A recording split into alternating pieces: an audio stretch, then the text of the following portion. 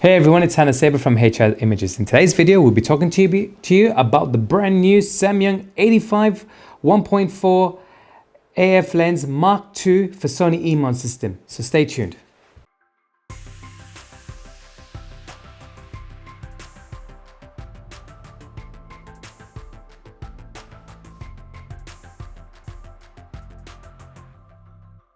That Samyang has released the 85 1.4 Mark II lens. I can talk to you about this lens.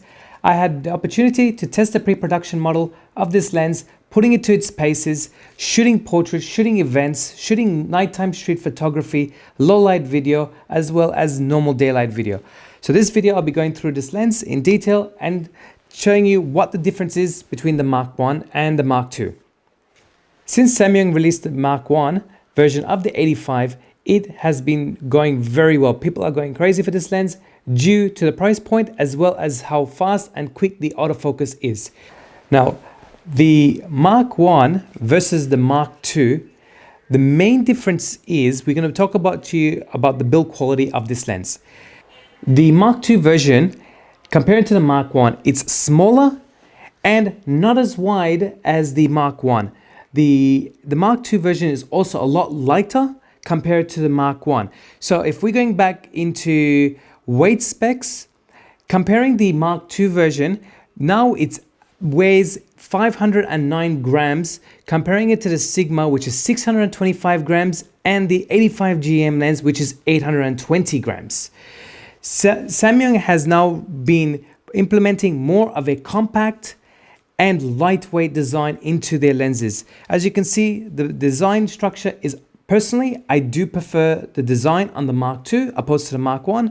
They don't have the red ring. Now they've got more of that silver ring, but the focus ring is more gripped, comparing it to obviously lined compared to the Mark I. The Mark II now also has the focus hold button as well as the mode custom buttons, mode 1 and mode 2. Through the lens station, you can customize these buttons to whatever you want. At this stage, I've got this as focus hold, and mode 1, which is manual focus, as well as mode 2, which I have used as an aperture ring. So instead of I'm changing my aperture through my camera, I'll be changing it through the lens. Filter size compared to the Mark I to the Mark II, the filter size on the Mark I is 77 millimeter, while the Mark II is 72. So it is thinner in design, still a f1.4 lens, but more compact and lightweight. It's nicely well balanced, having it mounted on the camera, not front mount heavy. So this is a little bit heavier and you can feel it front mount heavy in the Mark I, where the Mark II is nicely well balanced. The Mark I 85 had a dual linear sonic motor, whereas the Mark II now has a linear stepping motor. So the motor now they're using on the Mark II is a lot quieter and smoother than what the Mark I is. So shooting when you're shooting video or stills with the Mark I did hear some noises as you're focusing. A little bit of noise. It wasn't too much to get irritating. There was just a little bit noise. But the Mark II now, they're going more with that quieter, silent focusing motor. So now you do not hear that focus motor, so you'll be shooting in quiet places and not being able to hear it. So now I have been using this lens a lot and I have not noticed the noise of the motor or any sort of hunting back and forth in that motor. When you put your ear against the lens, then yes, you probably can hear a little bit, but realistically you're not going to be shooting like this and saying, oh, I can hear the noise. The Mark II has that weather sealed, so it's got the rubber gasket on the bottom, so it is weather sealed now. As well as the Mark I was also weather sealed, but it's good that they kept the weather seal going. We're shooting in Sony bodies, so if you're going outdoor weather, having a bit of rain, dust, moisture, it's good for that as well. We'll go and talk about the sharpness. Shooting wide open, I'm going to be showing you some images, being able to show you how well this lens can perform, some image samples. The focusing on this lens is really good. It's quick, very accurate. Shooting portraits, as you can see with these portraits, it nails the eyes really well, getting them focused. So as I'm constantly shooting throughout the day with this, using the eye autofocus, and I have not been missing the eye. So some lenses, you do get that miss where if you focus, it will focus. It look like the eye autofocus is on the eye, but then the nose is on focus or the ear is in focus. I haven't noticed that. Here's an image of a portrait I've shot, close-up portrait, and then showing you it cropped straight into the eyes just to show you how sharp the eyes is and well in focus. For this lens, shooting wide open, it is sharp in the center and still retains its sharpness corner to corner, which is really good with the Samyang lenses. A lot of the older lenses, they tend to be softer, wide open, but the 85 1.4 Mark II, I've noticed that it still retains its sharpness in the corners as well as in the center. The focus is really quick, especially if you're going to be shooting moving subjects. So here's a couple of shots of my dog playing around in the backyard, playing with the stuffed toy, moving up and down, and it's still being able to nail the focus and track very well. And this lens, being able to track and focus, shooting at 10 frames per second, 20 frames per second on the A1, it still nails the focus and keeps up really, really well.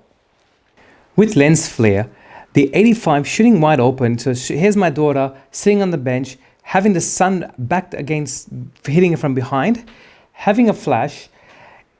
There is no lens flare, it just adds that nice softness of rays of sun hitting my daughter. So with this lens, it actually has a nice control with lens flare. Even if I'm shooting at f8, having the sun dipping down in the background just behind the houses, there is a little bit of lens flare at f8, but it's not predominant like other lenses. So they've actually controlled the lens flare better on this lens, this 85 f1.4 Mark II version, which is really good. The most important part for the autofocus is how well it can perform in low light. This image of my daughter, we were inside a church. The lights were off, it was dark. The only lights that was on were candle lights. I decided to take my Nanlite 6C, put it in the candle effect, and put it have the magnet stick on one of the metal stands, and had my daughter in about the third row behind, away from the candle. Now the candles, they only had a few candles, but wasn't bright enough to light my daughter, so I used the Nanlite 6C.